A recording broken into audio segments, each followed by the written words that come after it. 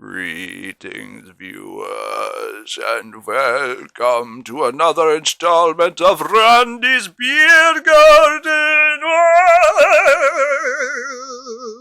Today, we're going to be taking a look at Evil Genius Trick or Treat Chocolate Pumpkin Porter, which is a beer that I'm very excited about, almost excited as I am about the fact that today is finally Halloween.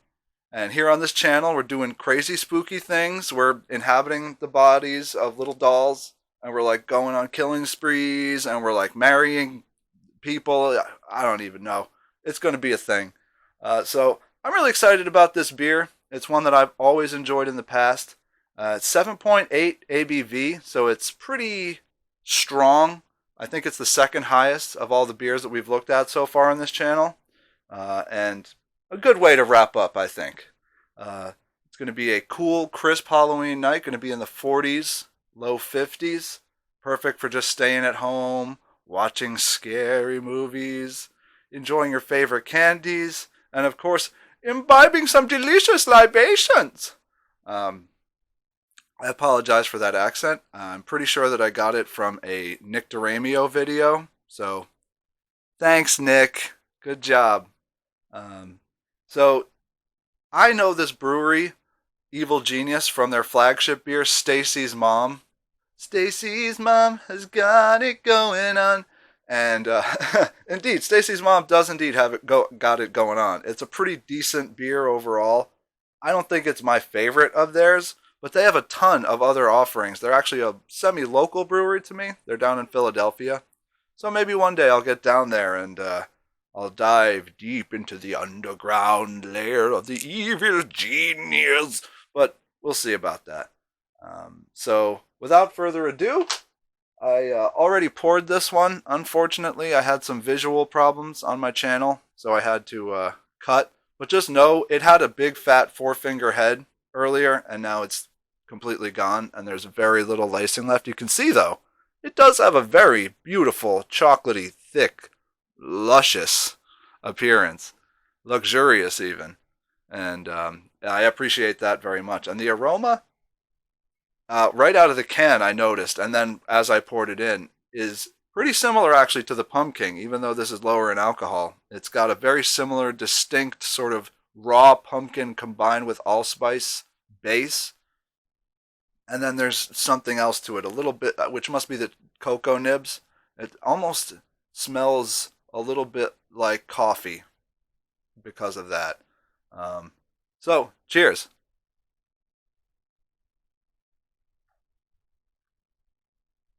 Yeah, you get a lot of that cocoa nib, especially as it starts to warm up. You get a lot of that cocoa nib. There's definitely almost like a date or some kind of fig, something like that, some type of fruit that's a little bit not as sweet.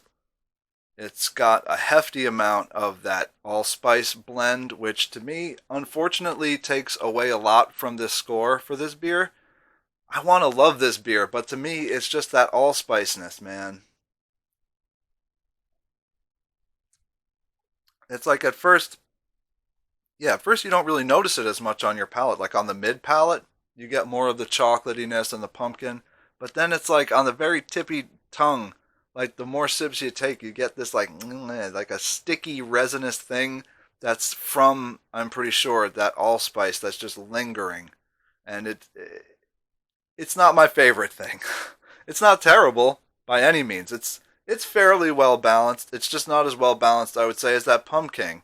And to me, that is a high standard, obviously, to meet, but you got to meet it. Otherwise, what are we doing? And for something that calls itself Trick or Treat, I was definitely expecting more of a sweetness from the chocolate. This is more of a dark chocolate, cocoa nibs kind of a flavor, which isn't bad. It's just not as well balanced and sweet as I would expect a Halloween-specific beer to be necessarily.